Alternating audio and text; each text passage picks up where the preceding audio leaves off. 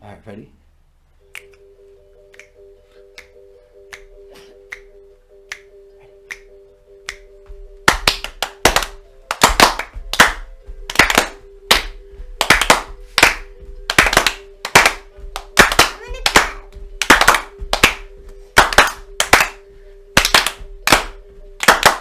That's it. That's it. All right, everybody. Good job. Good.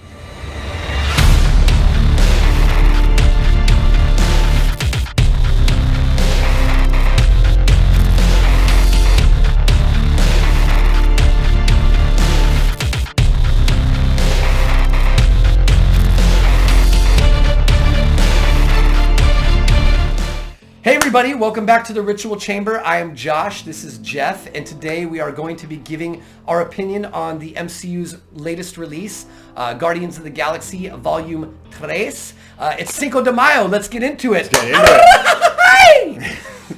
Yeah, so Cinco de Mayo with Guardians of the Galaxy Volume 3 came out yesterday. I'm going to put this up here right now because we always kind of forget to do it. We should do it all the time. It's spoilers, obviously. Yeah, spoilers. So if you're seeing this video, we're going to try it. We put it in the comments. We've been pushing these videos out a lot faster lately. Yeah, so we have. Let's just make sure we put in spoilers. So if you haven't seen it, go ahead and just don't watch this until you have. So here's a synopsis. The Guardians of the Galaxy are adjusting to life on Knowhere when an unexpected attack rocks the team and gravely injures Rocket. In order to save his life, the Guardians must embark on a journey to uncover secrets from Rocket's past, putting them on a collision course with his maker, the High Evolutionary. Yeah. Short and sweet, because I was really tempted to give away the story with my synopsis and just kind of get a little too far, and I was like, you know what, let's leave it right there. Yeah, and I think this is a good film to do that for, because obviously don't want to spoil it right off the bat. No, yeah, and I think again, like expectations for this, kind of going in, what we had discussed is what we thought was going to happen. We don't know whether it happened or not yet. Everyone thought was going to happen. We'll get into that later. Speaking of expectations, it was weird in the week coming up, or the weeks coming up, I had seen a lot of mixed reviews, and I was very kind of confused because I was, Marvel's always kind of gets mixed reviews, always. So you kind of tend to ignore them, but I was seeing like amazing, like 10 out of 10. It's not real art. Yeah, and then it's not real art. Martin Scorsese, jag off. You're one of the greatest directors of all time, but calm down. Yeah.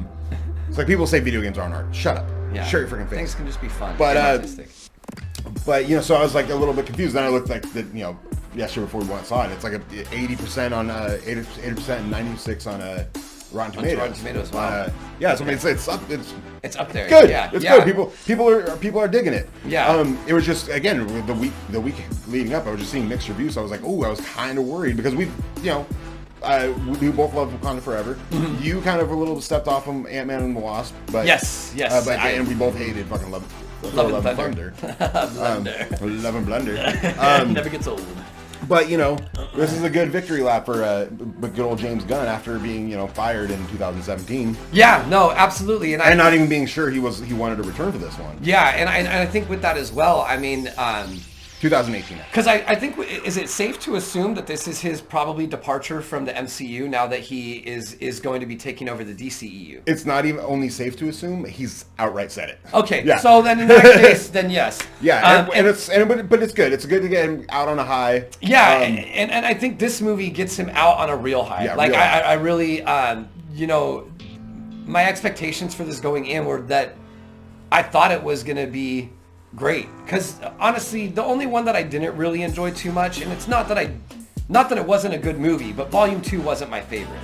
I feel that. Volume 1 was, obviously you're taking this unique set of characters that nobody really thought were going to work in a cinematic universe and made it a hit to the point where Disneyland decided to turn the Tower of Terror into a Guardians of the Galaxy ride. That's wild. To think that would even happen. Yeah, definitely. And then to be able to take that IP and make it what they have today, and really bring those characters out of the shadows and into the limelight to where they're, some of them are more well regarded in the MCU than some of the more well-known characters that we have, in Marvel history. Yeah.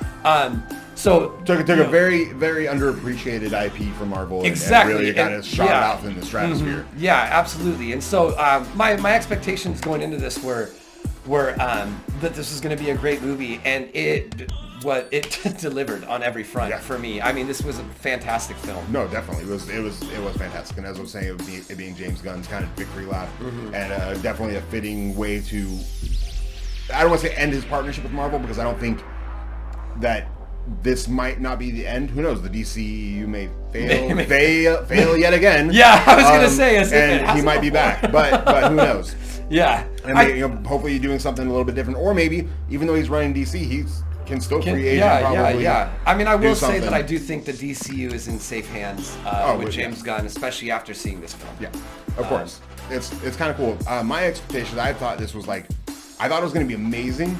I don't think it's like flawless, but it's really fucking good. Yeah. And you can kind of tell that with, like, again, James being fired and then being brought back. Also, because of him being fired, it delayed. It was supposed to be, I think it was supposed to be released either in between Infinity War and Endgame. I think I could be wrong there. And even his own the story had to change because of where they end up with Gamora. Exactly. Gamora was actually supposed to die in part 2. Yeah, we're post-blip in Guardians of the Galaxy Volume 3. So. And we actually get a Rocket Raccoon story. This is his story. I mean, this is a Rocket Raccoon movie starring the Guardians of the Galaxy. And even though really, Rocket's not in the movie much. Yeah, but you know what I mean? Not as part of the Guardians. Yeah. He is as Rocket kind of going through his, but man, it was done so well. I mean, I like the flashbacks to Rocket's origin stories were some of the most touching moments in this film, and that I've seen in like a lot of films. I mean, we unfortunately we're not able to sit next to each other when we were watching this. We're not. So I found myself having a really hard time to hold back tears between two strangers on the opposite side of me as I was watching this film. I opted to just not hold them back. So especially being an adult that's about to turn 38. I didn't say that on camera, but that's just what's going on. But but that's a cool thing, because now like that's what James Gunn, that was his initial. What got him to initially want to do the Guardians was because he was like, Rocket, that's the story I want to. Yeah, I want to tell. Because and I'm paraphrasing, but he basically said like, he might be weird because it just looked like Bugs Bunny in the middle of the Avengers or something. It might be silly, but then once he thought about it, he was like, wait, but you can actually, if you can bring pathos and like kind of empathy to a talking raccoon, that's the kind of story I would want to do. And that's sort of what got him into doing Guardians 1. In fact, after watching this movie, it really makes the speech Rocket gives in Volume 1, where he says like, I didn't ask to be torn apart, or I didn't ask to be made. Yeah, that makes it hit home so much harder. And I mean, and with that, I mean, this is like the on the red carpet, they were even talking about the themes of the movies, and like the first one is the relationship to the mother, second one's relationship with the father, and I get it, Volume 2 is not your favorite, and you're right, Ego's not like the best villain ever. Charismatic because it's Kurt Russell, but he's just over. It's like an OP villain that's just kind of like, how do you beat him? Oh, okay, like all kinds of silliness. No, absolutely. And then this one's about the relationship with self, of the healing, and then like second chances, and it really kind of, it's such a whole trilogy. Yeah, what I mean? Absolutely, yeah, and I think it's funny that you mentioned that, because I actually didn't know that was the direction in which they were going with the trilogy, but. Not only do we get the realization and the acceptance of the self with Rocket, we get that with a lot of characters kind of has that self-realization in this, which actually brings us to the closure of their story. Of their story, as far as we know, is this team, this particular team of the Guardians. I don't exactly agree with the way they broke up the team. Yeah, I mean, I thought it was There's some that's like, it's... I don't want to say that it's like a bad way to end it. It's just it's not earned properly. Not just a little bit, like I mean, we'll skip ahead in our notes here just to get to that. Yeah. Hey, the Guardians of the Galaxy disband. Yeah, they disband. And big surprise, and I was shocked. Everyone lives. Everyone lived. But and to that, before we do get into what you were talking about certain people and their journey and their exit from this. I really thought, like you thought, that there were going to be some characters that were going to be killed off in this. I was certain Drax. And I actually thought that this was one of the only times where it worked that they didn't. It really needed to happen. And when it did happen in this movie, the payoff was almost better that everybody survived than people, biting it along the way, in my opinion. And there was some fake outs there too. Yeah, there was a lot of fake outs. Maybe not a fake out, but you thought someone died, but it was like close calls. Yeah, close calls, and they were done really well. You got that, you got that feeling in there, and then it kind of comes back, Yeah, but I mean, in that scene where they're disbanding or sort of kind of telling each other, hey, like I'm going to do this, it's just certain things didn't feel really earned. I mean, Mantis is wanting to go off and find herself. Yeah. Like I get it if you think about it, because she was serving Ego, and then she became part of the Guardians, and but then I think, in my opinion, her feeling like she needs to go off to find herself cheapens the holiday special, the specialness of the holiday special. Yeah, realizing that Star-Lord's her brother. Yeah, and that she has a family here on Knowhere. Exactly, kind of cheapens it a little. Yeah, I think it was more just. And I don't think they ever really mentioned anything about her needing to find herself throughout the film. No, they never have, and I just think it was kind of a forced way to like transition the fact that like this team was going to no longer be there. And so I agree. Star-Lord leaving to go back to Earth kind of makes sense, but at the same time, he's been in space since he was 11 years old. Well, and he even references the fact that his grandfather at this point is probably 90s. So it's like, I mean, how much, and not to say anything, I'm just saying how much quality time you gonna get. You know what I mean? Like, although when he got back to Earth, he seemed pretty spry. Well, yeah, and I think that was a very touching scene too. It was a great scene. But again, obviously we're gonna see Star-Lord. Again, they kind of have a it cheapens it a little bit. Yeah.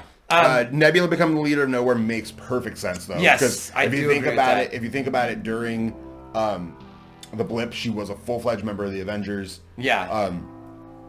And also seeing these children and these animals that were being experimented on definitely obviously reminds her of Thanos' experimentations on her, and kind of taking her apart. But because she's kind of worked through the trauma of that through Thanos' death, it works. That she wants to make Knowhere kind of a safe haven for people. Yes, especially the children that are saved and the animals that are saved. Kind of like the Island of Misfit Toys. Yeah, you know what I mean? And I think that's throughout the series, that's why her and Rocket have that strong bond because of the trauma that they suffered. And her character actually, I think, in my opinion, has like the best during these 3 volumes. Has the best story arc turning. You know what I mean? I really loved where she ended up at the end of this of the volumes here, and her character just became. I mean, she was a badass in all of them. Yeah. But she just becomes much more likable throughout the series, and this one to the point where she ends at the end of it is just great. It's a good climax. And not to mention to be a character who starts off kind of as a side bad guy, like a henchman. An odd job, if you will. To then be like basically the star of Endgame. Yeah. And then be one of the stars of this one that and have that kind of payoff to her story. And again, a lot of the Guardians themes, the themes are kind of through therapy and about recognizing your traumas and stuff like that, and healing, and then her kind of realizing, I want to take some time and really rebuild this place and make it a safe haven for people. That was really, really cool. And then going to Drax, and that worked so well. Yes, him being the father figure. Yeah, no, absolutely. I mean, it would have worked if he died. And, and he could do the dramatic. I'm going to join my wife and daughter. That would have worked too. And especially since Dave Bautista said he's not coming back at all. But this does leave it open to if he could come back, he just doesn't have to be Drax. Like he can come back and be Drax, but like he doesn't, because that's the reason Dave Bautista doesn't want to do it anymore. He's getting older and he can't keep in shape. He doesn't want to be that Drax. So he can come back and just be Drax the father, in a cameo or something, or just kind of he doesn't have to do any of the fighting stuff. And I think those two payoffs were very well valid and well done in this, and Okay, so I want to talk about the relationship between the dynamic between Gamora and Star-Lord for a minute. Yeah. I think it was really, really well done, and it's a very interesting thing to see two characters who were basically in love by at least Infinity War. Yeah. To now you have this two people who like just don't know each other anymore. Like, or one person does, but the other just doesn't even know it. I like that they didn't through contrivancy make them kind of a recoupling of them. Yes. Because it just wouldn't work. You know, there's that subtlety of relationships where like those tiny moments are what get you together or make you fall in love. Absolutely. And you can't just force those. Yeah. You might be able to get back together with an ex. Yeah. Because unless shit went terribly wrong. Yeah. But, It's not. They didn't 51st dates it. Yeah. Hey, you saw this video of us doing all these things. but it is kind of funny because we had an off-camera conversation because Josh couldn't remember that this. Hey, it's a small nuance and it's cheap. It's cheaply done. It's not cheap, but you brought up a good point that I hadn't thought of. But realistically, when Tony snaps out Thanos' army, technically at that point Gamora is like on Thanos' side still, sort of. Yeah. She's waning. Yeah. But she's technically was still brought there by So. She could have been snapped. Plot hole. It's not. But exactly it worked. plot, But it worked. It worked for this movie though. And even so her can live. And even her being sort of still a badass because if you like, I've rewatched Volume 1 and 2. I wanted to rewatch them before Volume 3, just kind of get the feel. Yeah. And even in the first one, how like she's just still such a badass, but doesn't want tons of people to die. Yeah. You still get that same character. It's almost like you're getting Gamora from Volume 1 again. Yeah. Even the way she kind of cares for Rocket, even though initially kind of not caring about him, and just kind of she's there for the money. Right now she's part of the Ravagers. Yeah. Which was really cool to get cameos by Sylvester Stallone. Yes, absolutely. Michael Rosenblum and Michael Rosenbaum, and like basically the original. What is the original Guardians? Because Sylvester Stallone plays Stakar Ogard, Starhawk. Yeah. Michael Rosenbaum plays Martin X, and then there was Mainframe, who was voiced by Miley Cyrus in the post-credit scene. That was the floating head. Yeah. That they were essentially the original original lineup of Guardians of the Galaxy when it took place in like the year 3000 or something like that. Even in that post-credit scene had Ving Rhames as Charlie 27, which was cool. But he's since passed. Rest in power. Now. I do want to talk about Adam Warlock. Yeah, Adam Warlock. I mean, Will Poulter's great, and he's great in the movie. Yeah, he is. It's just the way he was introduced. Yeah, no, it's kind of like, all right. Yeah, it kind of just comes in. Which again, this kind of one of the things we were just talking about. Nuanced storytelling in serialized cinema and stuff. You kind of go, if you forgot that post-credit scene, you're like, who the hell is this guy? For sure. Who's this guy coming in? For sure. It kind of even made me think like almost should have connected that end credit scene to like maybe the beginning of Infinity War when the Guardians first bump into Thor. Maybe they should have been running from Adam. You didn't have to cast him. You didn't have to see. Yeah, you could have just had the idea that he was still being chased by the Sovereign. Yeah, exactly. Yeah. Because he comes in. I mean. He comes in hot, literally. So, like a speeding bullet. Yeah, and they kind of have this, they're rebuilding Knowhere, and then it kind of just gets destroyed again, and then he kind of just exits. Yeah. And comes in and out throughout the movie, and it's almost like how he was initially in the script, the treatment for Volume 1. They had him in the treatment for Volume 2, and then had that's why there's an Easter egg of his cocoon in Volume 1. Yeah. Yeah. And then again in Volume 2 they were going to use them, and that just didn't work. It was just too much, too overstuffed. And so now, but it's like you teased it. Now you have to get Adam Warlock, and you have to give Adam Warlock in a. I mean, I guess you don't have to. It's the MCU. You can tease something in a post-credit scene and do it in a different movie. Yeah. But the payoff had to be in this. The build-up led to it happening here. So yeah. But that whole storyline with them being teamed with High Evolutionary kind of doesn't play. Again, like I said, this movie's not flawless. Yeah. It's great, but it's just there's some flaws. Yeah, and because that's sort of kind of thrown in there almost as it's just kind of there. Like he made you. I mean, it's easy. You can explain things with one line of dialogue. That works all the time. Yeah, you don't have to. absolutely. It doesn't have to be a big thing, but it is kind of. Oh, okay. So it makes sense. They're genetically engineering their own progeny, and that's how they reproduce and stuff. And they explain that in Volume 2. So it would make sense that their species was created that way. But I also think that what was funny with that, and which I kind of thought, where I was like, okay, so this was not a perfect species other than to the ones that you built on this counter Earth, which are, you know, essentially human beings. Yeah, they're the Animen. Yeah, and so yeah, I thought that was a little funny, and then just Adam Warlock, just his overall very childlike mentality. Yeah, not understanding. It doesn't pay homage to the comic book character. No. But you know, sometimes you don't always have to do that. So no, and again, this is his first movie. They the way they're introducing him into the MCU, they have to do that a little bit, and they again explain things away in one line of dialogue. Like you sped up his incubation. Like he doesn't understand things yet. He's basically not fully developed. He's basically an infant. Yeah. With great power and none of the responsibility. Yeah, but it's cool to see him at the end. Obviously, you know, he's obviously going to be one of the new Guardians. So you know, it's cool. It's cool that he just wasn't a one-shot cast for this particular movie. And Will Poulter's a great actor. Because he is a great actor, and it would be great to see him reprise that role in later iterations. So. Speaking real quick of other cameos, since I mentioned the original. Howard the motherfucking Duck! Yeah, I love that. Way too much excitement for Howard the Duck. I mean, it was just a good scene. I mean, it was cool to see him. You know, they're playing poker. Also the broker. Yeah, the broker. No, there was some good cameos. And I loved Kraglin and Cosmo's whole shtick of the movie. Yeah.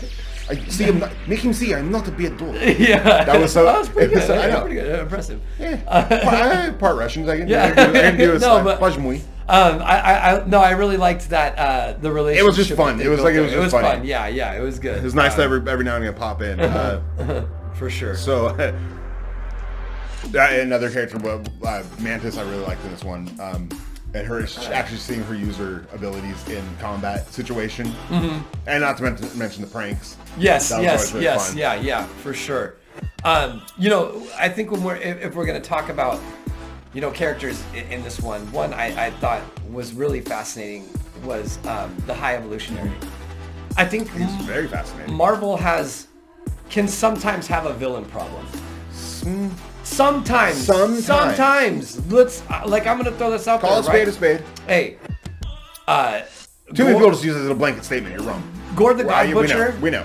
Was fantastic, but totally underutilized. Yeah. The High Evolutionary here worked really well, and I actually felt he was a very imposing villain to the Guardians here. A little OP. I kind of wish he'd because that's why it worked, because he was.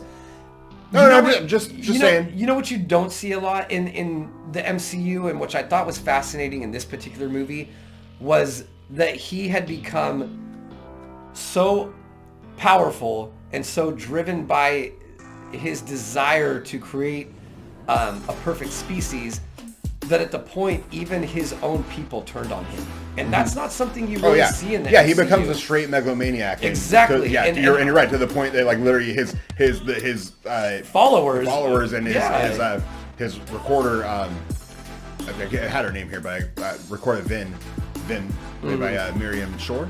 She's like, no, you're gonna kill tons of people, and which is kind of weird. They make that turn after he literally just blew up his own planet.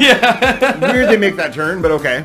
But you're totally right. The one thing about the High Evolutionary, though, I did not like. Hated his design.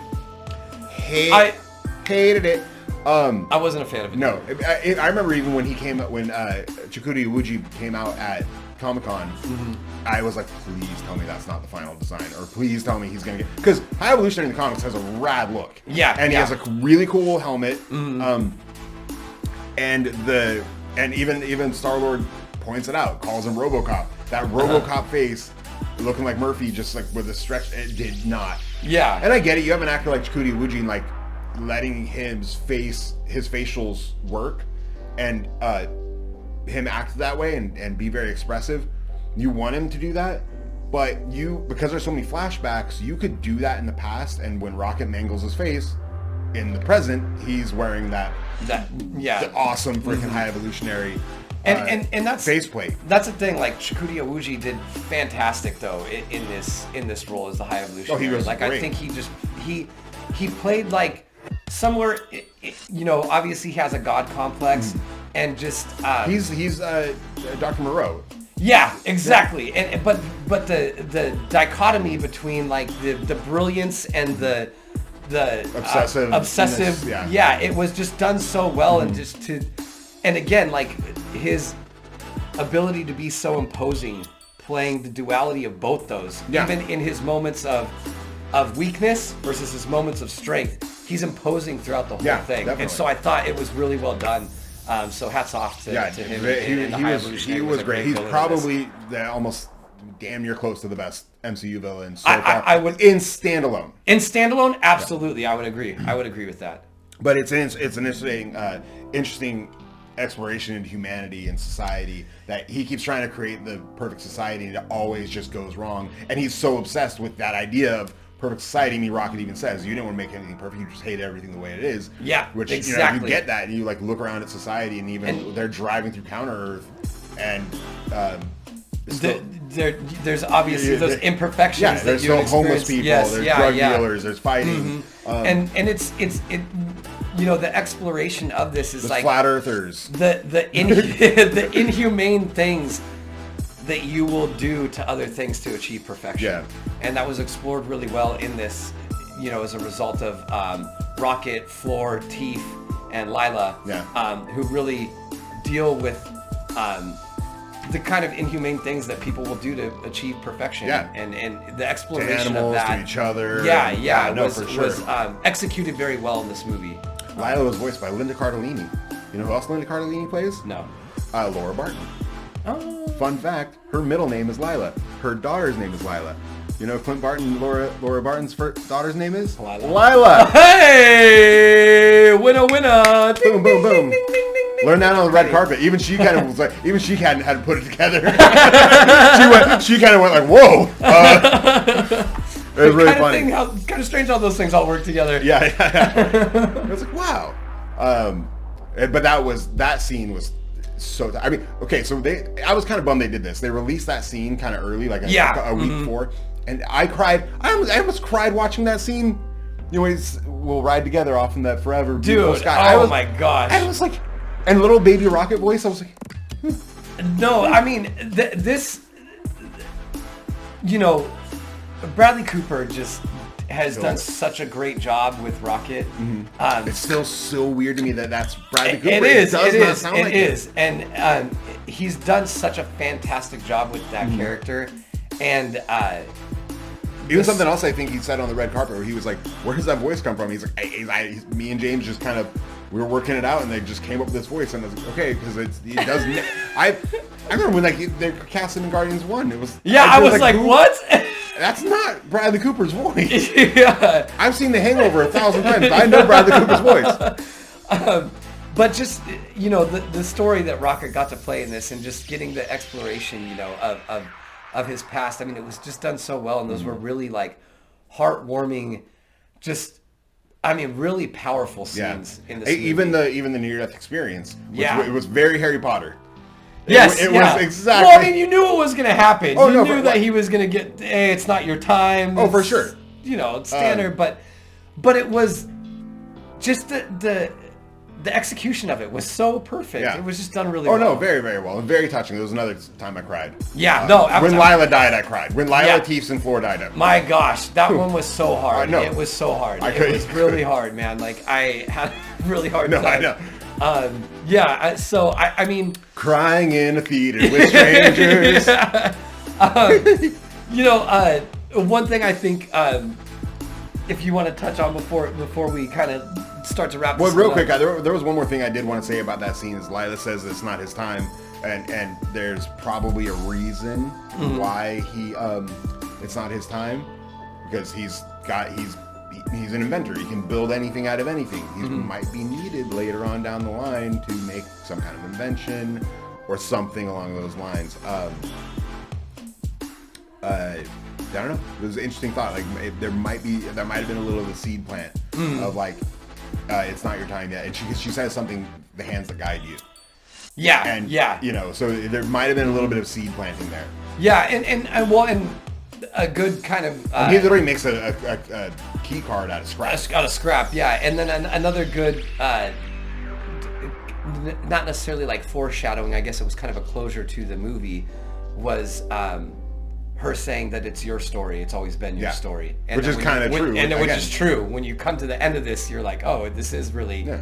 Rocket Raccoon's story, and him actually accepting the fact that he's a raccoon. Exactly. Oh yeah, I know. That was beautiful. Which is a great scene. And using the name. Rocket Raccoon. and then Knowhere becomes the Ark, which I also loved. I really loved it. They also became the Death Star. Yeah. It was a little bit of everything, you know. So real quick, we haven't touched the one Guardian we haven't really touched on and talked about is Groot. Yeah, I do like briefly before we. Yeah, no, for sure. Because he's been an important character throughout, and this is the first one where he does not.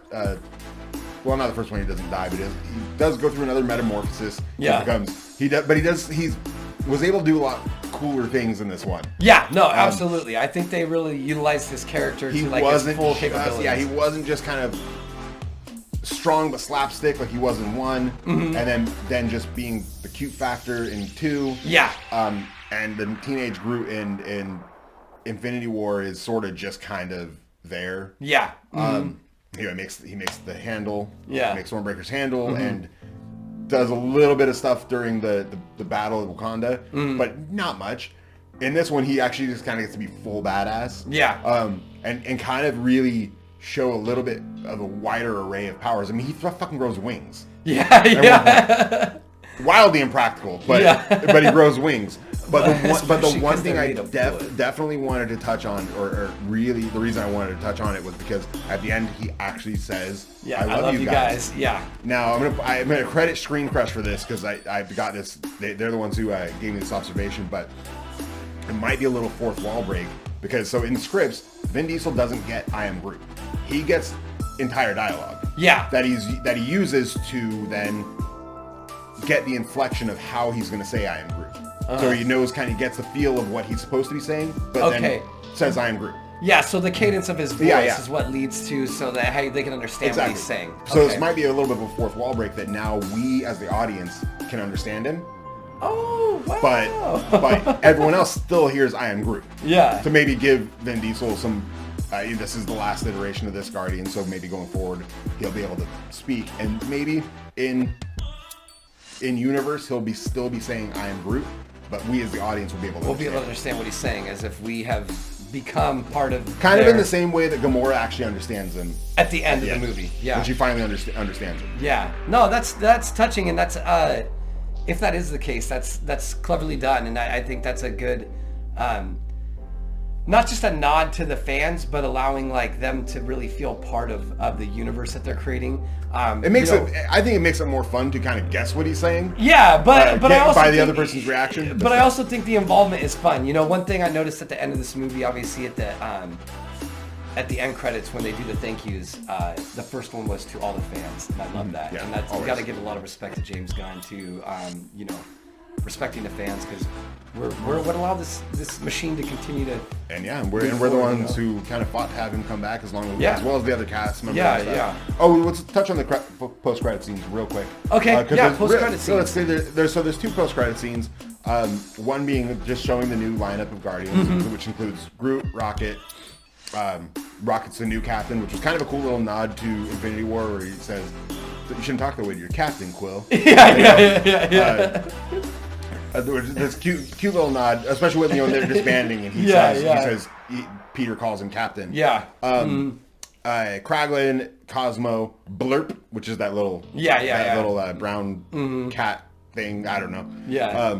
And then Phyla-Vell or Phyla-Vell. I don't know how you pronounce it, but I was like, really? You're Phyla-Vell? Okay, cool. So Phyla-Vell in the comics is the sister to Genus Vell, the original Captain Marvel.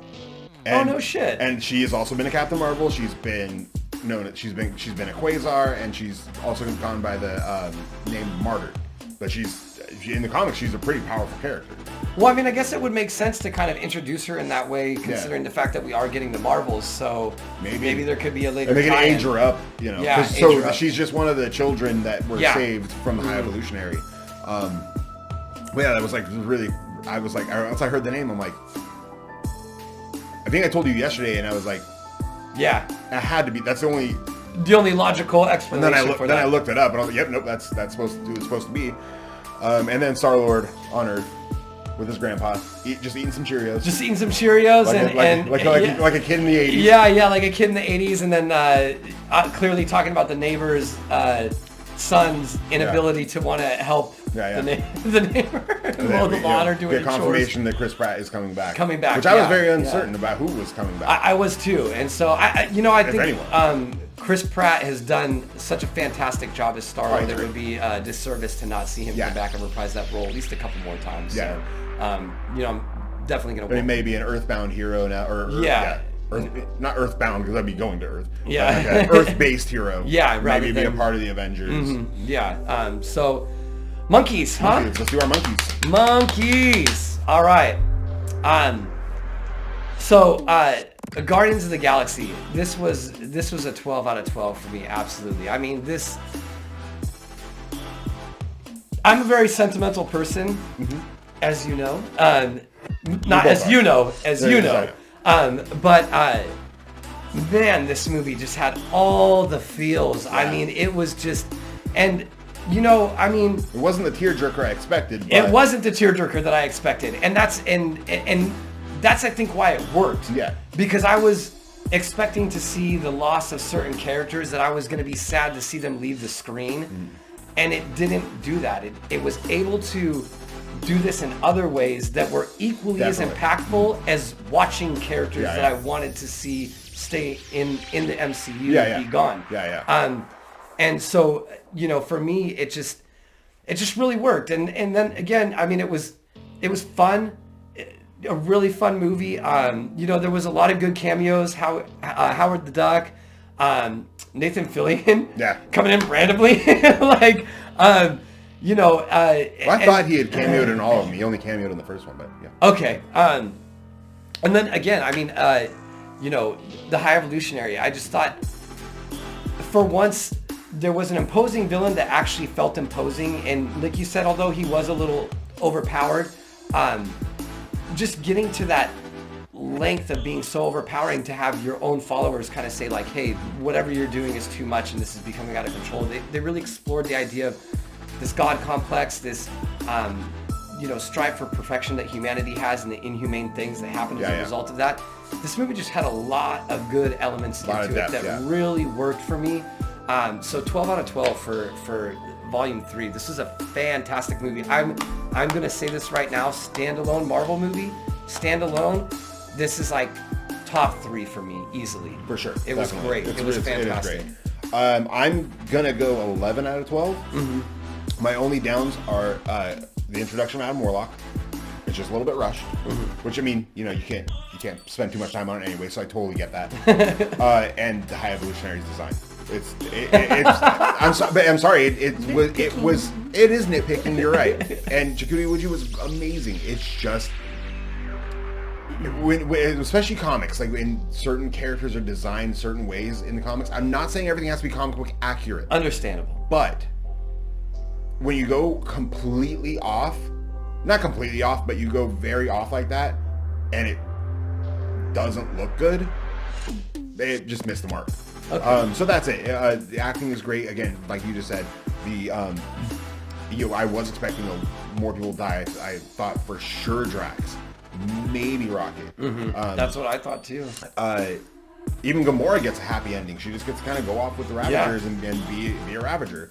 But it's a sort of it's a bittersweet ending. Yeah.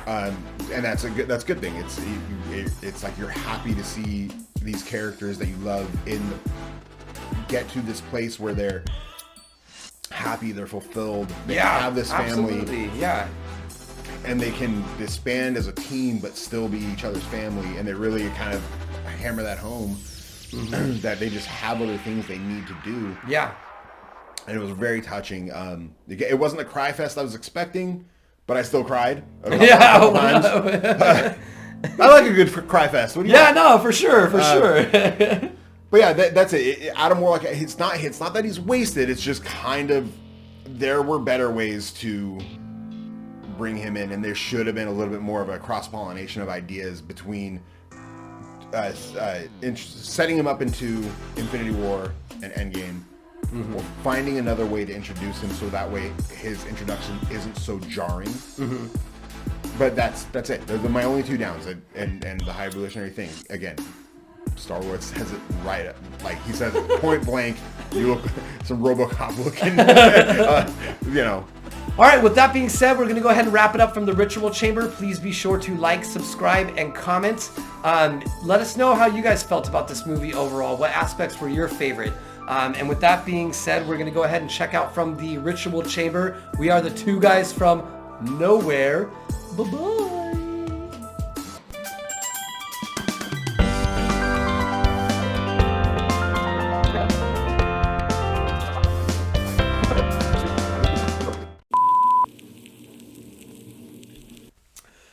That being said, we're going to go ahead and wrap it up from the Ritual Chamber. Please be sure to like, subscribe, and comment. And that's how I feel about that. Chickadee China, the Chinese chicken. Oof. Have a drumstick, anything. Brain starts ticking. Whatever. Watch the next time. Not exactly a big Bare Naked Ladies fan if you don't know, but I just know that song. I have a Star-Lord, like a little children's mask thing. You brought it. I couldn't fucking find it. I so tried to look for it. I do because we know. I don't know. I have it. I just sounds sus. That's all I'm saying. I don't know where it was. I even checked this. I checked sounds it. Sus. Not there. It's hearsay. there. Objection, Your Honor. I have it. Damn it. Well, that's probably why you can't find it. It's been 2014. It's math. 9 years. Oof! Wow, that's. I know. I know. Oh, all right. Stretch out real quick. Cinco de Mayo. Wow. All right. Arriba. Andale. Can't do that. That's cultural appropriation. Well, good thing. Cultural appropriation. Good thing my biological father's side is of that culture. Latinx. Yes. Some like version of that, where they probably. When I had kids, I finally understood why Yoda gets tired of Luke asking questions and just rolls over and dies. That's a good one. Because that's literally what he does. Take this, Knowhere, I cannot.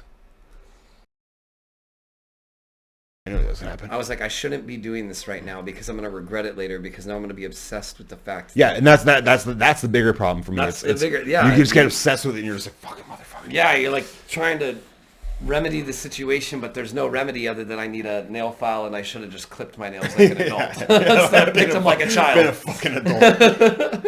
All right. Ready? Okay. All right. Mm-hmm. I've been talking too much today. I do that every time, though. Yeah. All right. Hey, everybody. I know I was there, and then I... Okay, Jesus Christ. Okay, all right. Hey, everybody. Welcome back to the Ritual Chamber. I am Josh. This is Jeff, and today we are being... I love it. Just do it, but let me... I need to not focus. Just don't look at the camera. I know. Okay.